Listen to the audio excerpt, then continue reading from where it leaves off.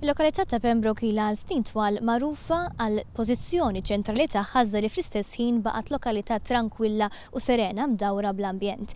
Iżda matul is-snin saret popolari wkoll għall ammont ta' skejjel li nbnew f'din il-lokalità li s'issa b'kollox jammontaw għal 14 skola jew istituzzjoni edukattiva.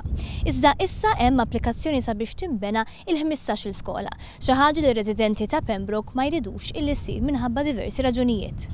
Kartelluni b'messaġġi ta' protesta l-applikazzjoni li saret għal bini ta' skola ta' Chiswick House u bil-bnadar ta' Malta mal-faċċati, ir-residenti ta' Pembroke qed jisabtu sihom għall-aħħar żvilupp propost għaliex ma jridux li tittiekel biċċa art verġni oħra li tisservi ta' pulmun għall-lokalità.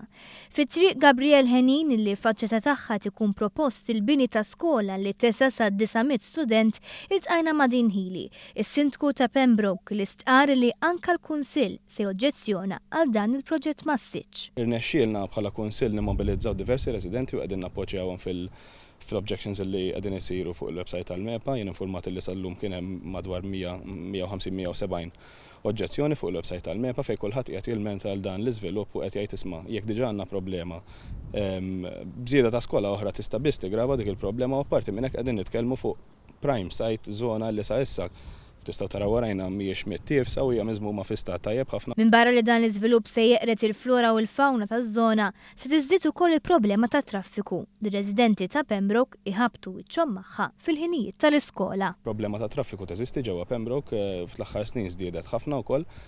U ovvjament qegħdin naraw li biss bżieda ta' skola oħra qegħdin nitkellmu fuq madwar 800 student oħra, ovvjament il-problema li diġà teżisti tista' biss tigrava. Healy appella lil pubbliku biex ma jintilfux biss f'inizjattivi pożittivi iżda li forsi ma jħallux daqshekk effett u biex minflok jissottomettu oġġezzjoni fuq il-website tal-Awtorità tal-Ippjanar biex min jiġġudika l-applikazzjoni ikun jaf x'jaħsbu ir-residenti. Ma dawk l-oġġezzjonijiet ovvjament ħajkun hemm l-oġġezzjoni uffiċjali tal-Kunsill. Fil-preżent qegħdin inħeġġu lil kulħadd sabiex dan il-proċess isir u ninstemaw f'dan il-proċess li daqshekk huwa kruċjali. Eventwalment ser insejħu wkoll laqa pubblika għal residenti biex jattendu ġewwa l-uffiċċju tal-Kunsill sabiex kulħadd ikun jista' jsemma' leħnu.